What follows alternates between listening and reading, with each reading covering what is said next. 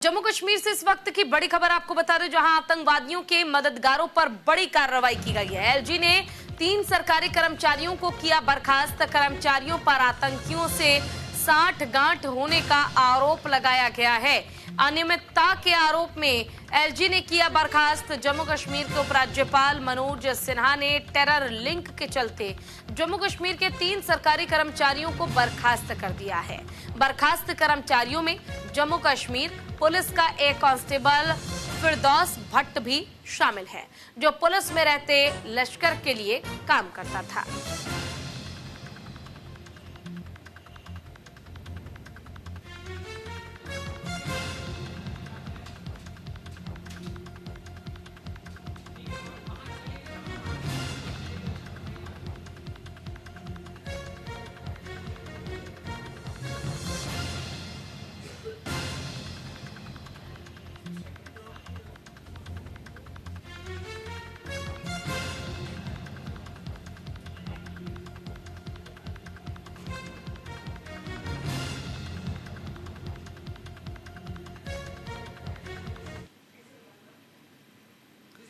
तो देखिए, सुरक्षा समीक्षा की बैठक के बाद एलजी का एक्शन देखने को मिला है, जहां पर जम्मू कश्मीर में 3 सरकारी कर्मचारी बर्खास्त कर दिए गए। आतंकवाद विरोधी अभियान के तहत ये कार्रवाई की गई है और आतंकियों से साठगांठ के आरोप में इन्हें बर्खास्त किया गया।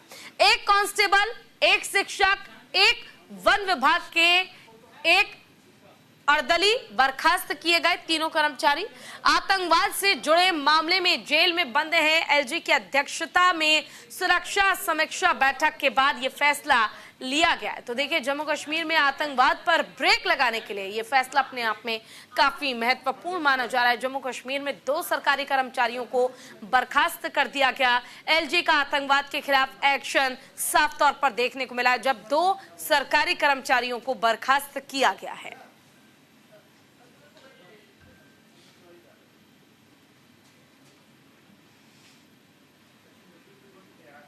ज्यादा जानकारी के लिए हमारे साथ हमारे संवाददाता दीपांकर गुप्ता इसी खबर पर जुड़ गए। दीपांकर, देखिए, फिलहाल जम्मू कश्मीर में आतंकवाद को रोकने के लिए 2 सरकारी कर्मचारियों को बर्खास्त कर दिया गया है। क्या जानकारी, क्या अपडेट है इस खबर पर? के ऑफिस से 3 सरकारी कर्मचारियों की टर्मिनेशन का ऑर्डर जो है वो जारी कर दिया गया है। हम आपको बताते चले, अभी तक 5 अगस्त 2019 से लेकर आज तक 65 सरकारी कर्मचारी हैं, जिनमें बड़े ओहदे पर भी शामिल लोग थे। उन्हें जो है वो टर्मिनेट किया गया है। बड़ी कार्रवाइयां की गई हैं। अगर हम आपको याद दिलाते चले कि 2021 में सईद अली शाह गिलानी, जिनकी तूती पूरे जम्मू कश्मीर में किसी समय पर बोला करती थी, उनके पोते के अगेंस्ट भी डोजियर तैयार किया गया था। पूरी पुख्ता सबूत होने के बाद उन्हें जो है वो टर्मिनेट कर दिया गया था गवर्नमेंट एम्प्लॉई से। इसके अलावा तमाम बड़े गस्टेड ऑफिसर्स भी शामिल थे। और अभी तक जैसे हम आपको बता रहे हैं, ये पूरा प्रोसेस होता है। पुलिस के पास सफिशिएंट एविडेंस आता है, उसके बाद एक फाइल तैयार की जाती है, पूरा डोजियर तैयार किया जाता है, सीआईडी उसकी क्रॉस वेरिफिकेशन करती है और फिर फाइल एलजी के ऑफिस में जाती है और अल्टीमेटली इन्हें टर्मिनेट किया जाता है।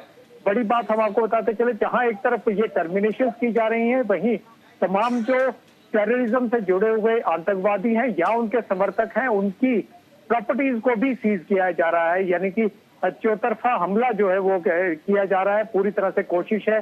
अब बड़ी बैठक, जैसे आपने बताया कि एलजी मनोज सिन्हा ने पहले श्रीनगर में ली, उसके बाद कल जम्मू में ली और फिर ये बड़ा फैसला लिया गया कि जो भी फाइल्स तैयार है, डोजियर तैयार है, एलजी के ऑफिस में पहले से होंगी, उन पर एक्शन जो है वो देखने को मिला है। जम्मू कश्मीर में एक वक्त हुआ करता था, अगर आप मुझे 2 मिनट का समय देंगे तो मैं अपने दर्शकों को जरूर बताऊंगा कि अगर डीजीपी या आईजीपी चाहते भी थे कि किसी के अगेंस्ट अरेस्ट वारंट जो है वो इशू हो या किसी को गिरफ्तार किया जाए, तो कई आला अधिकारी जो है उसमें सपोर्ट नहीं करते थे, क्योंकि 90s के दौर में और 2000 के शुरुआत में यहाँ पर पूरा इकोसिस्टम जो है वो सईद अली शाह गिलानी जैसे सेपरेट लीडर्स के हिसाब से चला करता था।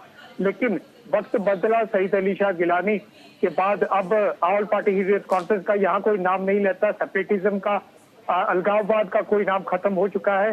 इसके बावजूद पत्थरबाजी खत्म हो चुकी है। इसके बावजूद जहां जहां जो भी गलत कर रहा है, जिसके दिमाग में अभी भी देश के खिलाफ कोई कार्रवाई या कोई ऐसी चीज है, उसके खिलाफ कार्रवाई जो है वो जरूर की जा रही है। खुद निर्देश गृह मंत्री की तरफ से आए थे। जब 3 दिन पहले गृह मंत्री ने एक उच्च स्तरीय बैठक जो है वो दिल्ली में की थी, आप जानते हैं, और उसके बाद और भी बाकी लोग तमाम जो चाहे वो सीमा पार ही आतंकवादी क्यों नहीं चले गए हैं, उनकी जितनी प्रॉपर्टीज है वो सीज की जा रही है। सोपोर में कल करोड़ों रुपए की 2 कनाल जमीन और प्रॉपर्टी को सीज किया गया। इसके अलावा जो नार्को टेररिज्म में इन्वॉल्व है, यानी कि पार से जिस तरह से कल हम आपको बताएं देर शाम 6.5 किलो हीरोइन आई, 30 करोड़ रुपए की हीरोइन थी।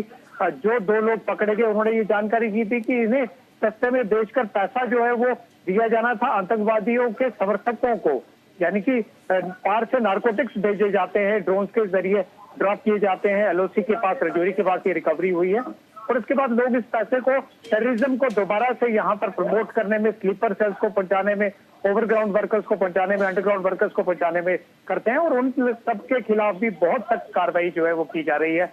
न केवल sleeper cells, underground workers, overground supporters को अरेस्ट किया जा रहा है, बल्कि उनकी संपत्तियों को जब्त किया जा रहा है। और साथ ही साथ अगर कोई भी सरकारी मुलाजिम सोचता है कि अब वो किसी भी तरह से टेरर एक्टिविटीज, टेरर लिंक्स को सपोर्ट कर सकता है, तो वो उसकी बहुत बड़ी गलतफहमी होगी। बिल्कुल, देखिए, यानी कि साफ तौर पर कह सकते हैं कि इससे पहले जब हमने देखा कि अमित शाह भी जम्मू कश्मीर में आतंकवाद को खत्म करने के लिए बैठक करते हैं, उसके बाद एलजी भी बैठक करते हैं और बैठक के बाद न केवल अधिकारियों के खिलाफ सख्त कार्रवाई करके एक संदेश देने की कोशिश की जाती है, बल्कि ये भी बताया जाता है, जिस तरह अमेरिका के साथ भी हम देख रहे हैं कि भारत के संबंध बेहतर हो रहे रक्षा क्षेत्र में भी, तो कहीं ना कहीं आतंकियों को अब घबराने की जरूरत है कि अगर जम्मू कश्मीर पर या फिर भारत के किसी भी कोने पर नजर डाली तो उनकी आंखें निकाल ली जाएंगी।